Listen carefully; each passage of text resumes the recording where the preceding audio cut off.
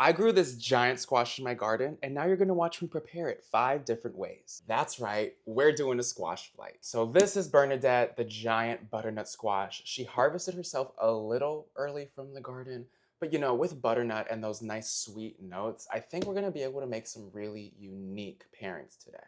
Let's get it. She's literally bigger than my cutting board. Rest in peace, Bernadette. Yeah! We still got some pretty nice color in there. Like, do you see the vision? Like, dang, these are big. But I think that's gonna work like perfectly, don't you think? I don't know, that's a vibe. I am gonna cut the edges off. We have our rounds. Now I'm actually gonna roast these a little bit because this is gonna take a longer time to like cook down the way that I want it to cook down than the toppings that I'm gonna add on, if that makes sense. So I'm gonna cook this up first, add some toppings, roast it a second time, and then I think our flight will be ready. Fingers crossed this works. So I'm gonna preheat this to 400 and let it roast for 15 minutes. Then I'm gonna add my topping. Just gonna drizzle on a little bit of olive oil. Oh my God, please fit. I'm gonna need another tray. Now to bring out the flavor of the squash, I am gonna salt them just a bit. Into the oven we go. Ah! All right, so the first round of roasting is done. Now we can add our toppings. Our first one is topped with a sweet sausage, sweet yellow onion, honey crisp apple, all tossed together with some rosemary. I'm finishing it off with some feta cheese and some dried cranberries.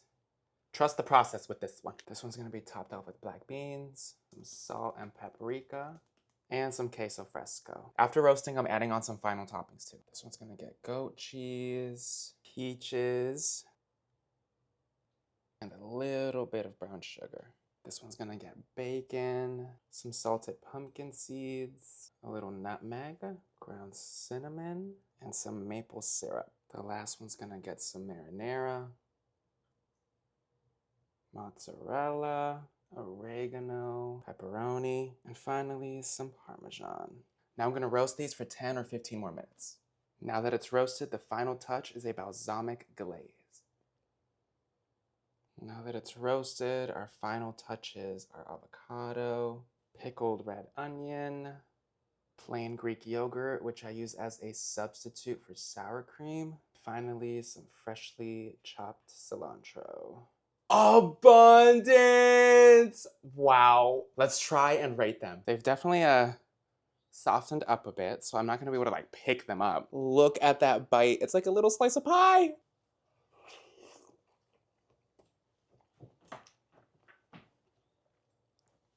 A whole new world, a whole new squash that I can eat. That's so much better than I expected.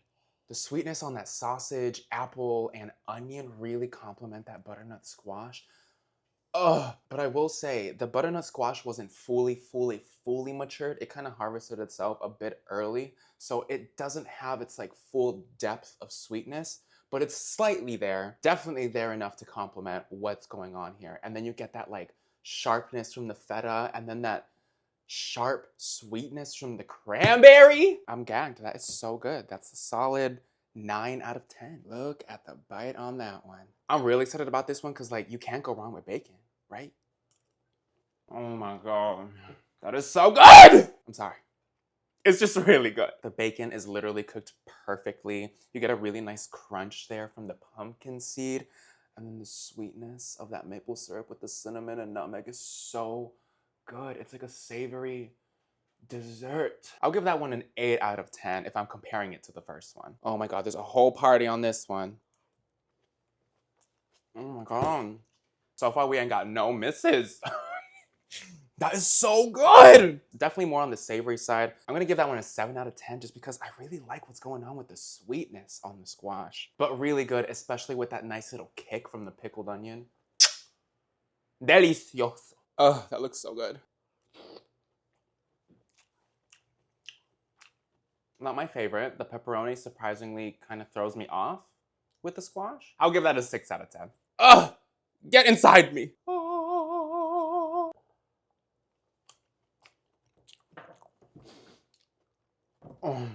Oh! Maybe I'm biased, but I really love peaches and I really love goat cheese. And it goes so well with that sweetness on the butternut. And then you got that balsamic glaze that gives you like a little hint of tang with it.